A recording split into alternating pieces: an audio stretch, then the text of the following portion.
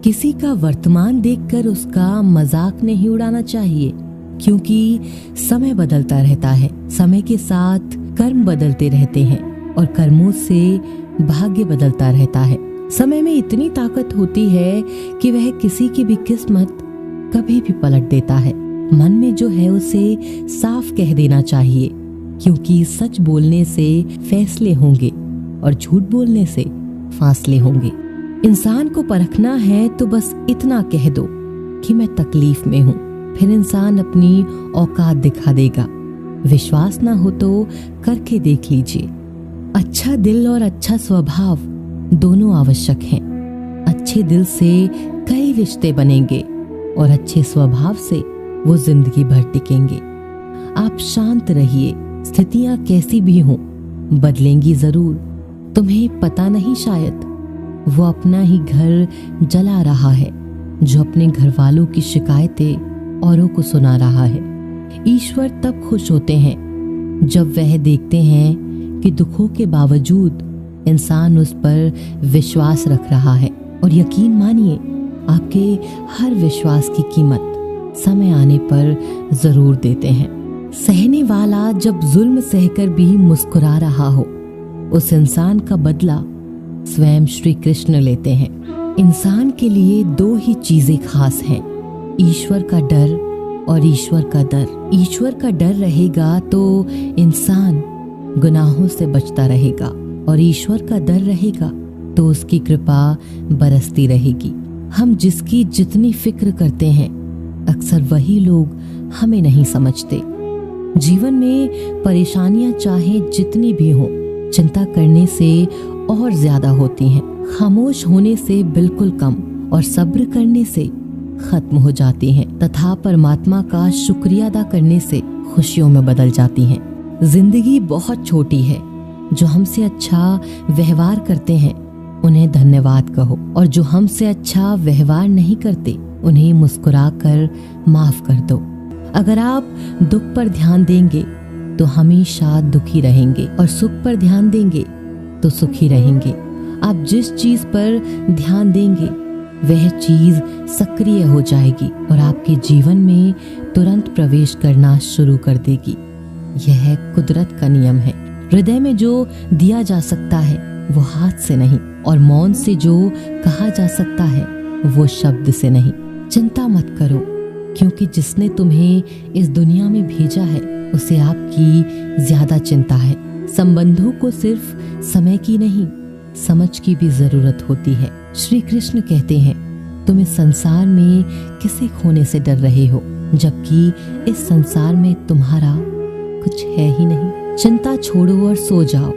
परमेश्वर आपकी सभी चिंता और परेशानियों से बहुत बड़ा है। चाहे कोई भी व्यक्ति कितना भी बुरा हो, उसमें कोई ना कोई गुण अवश्य होता है। मधुमक्खी बनकर गुणों रूपी मिठास एकत्रित करते रहिए। हाल पूछ लेने से कौन सा हाल ठीक हो जाता है। बस तसल्ली हो जाती है कि इस भीड़ भरी दुनिया में कोई अपना भी है। अगर बुरी मानसिकता वाले लोग सिर्फ समझाने से हर बात को समझ जाते तो श्री कृष्ण कभी भी महाभारत होने नहीं देते। अच्छे विचारों से इतना व्यस्त हो जाओ कि गलत विचार आपको छू भी ना पाए। लोगों के काम आते रहिए, क्योंकि कुदरत का एक उसूल है, जिस कुएं से लोग पानी पी रहे हैं वो कभी सूखता नहीं है। जिस व्यक्ति ने अपनी आदतें बदल ली उसका कल भी बदल जाएगा, और जिसने नहीं बदली उसके साथ कल भी वही होगा जो आज तक होता आया है। हमारे पास जो कुछ है उसका आनंद हम तभी ले पाएंगे जब हमारे पास जो नहीं है उसकी चिंता करना छोड़ देंगे। कामयाब होने के लिए अकेले ही आगे बढ़ना पड़ता है। लोग तो पीछे तब आते हैं जब आप कामयाब होने लगते हैं। बिना मतलब के कोई भी आपको इज्जत नहीं देता, इसीलिए खुद को इतना सफल बनाओ कि बिना मतलब के भी लोग आपकी इज्जत करें। दुनिया में सबसे ताकतवर इंसान वो होता है जो धोखा खाकर भी लोगों की मदद करना नहीं छोड़ता। जिस दिन हमारा मन परमात्मा को याद करने और उसमें दिलचस्पी लेना शुरू कर देता है, उस दिन से हमारी परेशानियां भी हम में दिलचस्पी लेना बंद कर देती हैं। हर किसी को अच्छा समझना छोड़ दो, क्योंकि अंदर से लोग वो नहीं होते जो ऊपर से दिखाई देते हैं। ईश्वर सिर्फ दिशा दिखा सकता है, उस पथ पर चलना हमारा काम है। और वास्तविकता में अगर तुम चलना ही नहीं चाहते, फिर तुम्हारा ईश्वर को दोष देना व्यर्थ है। कुछ लोग अपनी अकड़ की वजह से कीमती रिश्ते खो देते हैं, और कुछ लोग रिश्ते बचाते बचाते अपनी कद्र खो देते हैं। इंसान बनो, लेकिन केवल नाम, रूप और शक्ल से नहीं, बल्कि हृदय, बुद्धि और ज्ञान से बनो। कोई भी कारण हो, कोई भी बात हो, चिढ़ो मत, गुस्सा मत करो, जोर से मत बोलो, मन शांत रखो, विचार करो, फिर निर्णय लो। आवाज से आवाज नहीं मिटती, बल्कि चुप्पी से मिटती है। तकलीफ सिर्फ आपको होगी, दुख भी आपको ही होगा। मन शांत रखोगे तो सुख भी आपको ही मिलेगा। असली बड़ा आदमी वो होता है जिससे मिलने के बाद कोई खुद को छोटा ना महसूस करे। इंसान की पहचान करनी हो तो सूरत से नहीं, चरित्र से करिए, क्योंकि सोना अक्सर लोहे की तिजोरी में ही रखा जाता है। केवल उस इंसान को आपकी आलोचना करने का अधिकार है जो आलोचना करने के साथ सहायता करने की भी भावना रखता हो।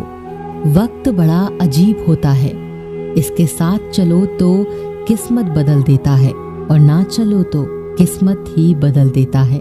रोने से इंसान कमजोर बनता है, ये गलत है, बल्कि रो रो कर टूटा हुआ इंसान ही सबसे मजबूत बनता है। बहुत महंगी पड़ती है वो मोहब्बत जिसमें खुद को सस्ता कर दिया जाए। जो हमारे पास है उसी में खुश रहना चाहिए। हमारी जैसी जिंदगी जीना भी बहुत लोगों का सपना है। पत्थर भले ही आखिरी चोट से टूटता है, परंतु पहली चोट कभी व्यर्थ नहीं होती। माना कि जिंदगी की राहें आसान नहीं, मगर मुस्कुराकर चलने में कोई नुकसान नहीं। एक बार एक बेटे ने अपने पिता से पूछा कि पिताजी, ये सफल जीवन क्या होता है, कैसे हो सकता है? इसका मतलब आप हमें समझाइए। तो पिता ने सोचा कैसे इसको समझाया जाए कि एक सफल जीवन का असली मतलब क्या होता है। पिता ने दिमाग लगाया और बेटे से कहा कि चलो बेटा, आज हम पतंग उड़ाने चलते हैं। और बाप बेटा पतंग उड़ाने के लिए चले गए। बेटा पिता को ध्यान से पतंग उड़ाते हुए देख रहा था। थोड़ी देर बाद बेटा बोला, पिताजी, ये धागे की वजह से पतंग ऊपर नहीं जा पा रही है। इस धागे की वजह से ये पतंग आजाद नहीं है। क्या हम इसे तोड़ दें? ये ऊपर चली जाएगी अगर हम तोड़ देंगे तो। पिता ने धागा तोड़ दिया। पतंग थोड़ा सा ऊपर गई और उसके बाद लहराकर नीचे आई और दूर अनजान जगह पर जाकर गिर गई। तब पिता ने बेटे को जीवन का दर्शन समझाया कि बेटा, जिंदगी में हम जिस ऊंचाई पर हैं, हमें अक्सर लगता है कुछ चीजें जिनसे हम बंधे हैं वो हमें ऊपर जाने से रोक रही हैं। जैसा आपने अभी कहा कि धागा इसको रोक रहा है, अगर हम तोड़ देंगे तो ये ऊपर चली जाएगी। इसी तरीके से घर, परिवार, अनुशासन, माता पिता, गुरु और समाज है, ये भी हमारे जीवन में एक धागे का काम करते हैं और हम इनसे आजाद होना चाहते हैं। घर से आजाद होना चाहते हैं, परिवार से आजाद होना चाहते हैं, अनुशासन में नहीं रहना चाहते हैं, गुरु और समाज से आजाद होना चाहते हैं। और आजकल देखा जा रहा है, अक्सर बच्चे आजादी की चाह में घर परिवारों को छोड़ रहे हैं, समाज की परवाह नहीं कर रहे, कोई अनुशासन नहीं है। उनके जीवन और गुरु और माता पिता को छोड़कर चले जाते हैं। तो वास्तव में दोस्तों, यही वो धागे होते हैं जो हमें उस ऊंचाई पर पकड़ के रखते हैं। इन्हीं की वजह से हम ऊंचाई पर हैं। इन धागों के बिना हम उड़ तो सकते हैं, लेकिन बाद में हमारा वही असर होगा जो बिना धागे की पतंग का हुआ। जब तक जीवन में तुम ऊंचाइयों पर बने रहना चाहते हो तो कभी भी इन धागों के रिश्तों को मत तोड़ना। धागे और पतंग जैसे जुड़ाव है कि सफल संतुलन से मिली ऊंचाई को ही हम सफल जीवन कहते हैं। जब तक धागा पतंग से जुड़ा है तब तक पतंग उड़ रही है।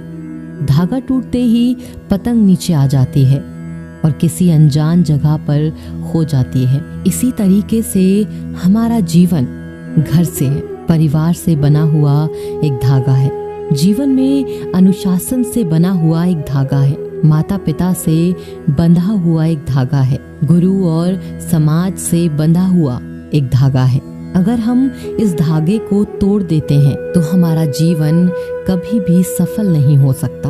हो सकता है कि थोड़ी बहुत और ऊंचाई हम प्राप्त कर लें, लेकिन उसका कोई सार्थक उपयोग नहीं कर सकते और हम इतने नीचे गिर के आते हैं, बिना इन चीजों के हमें कोई संभालने वाला पैदा नहीं होता और अकेलेपन में कुड़ कुड़ के हम मर जाते हैं। तो ऐसे ही इस कहानी के माध्यम से सफल जीवन का रहस्य कुछ आपको समझ आया होगा।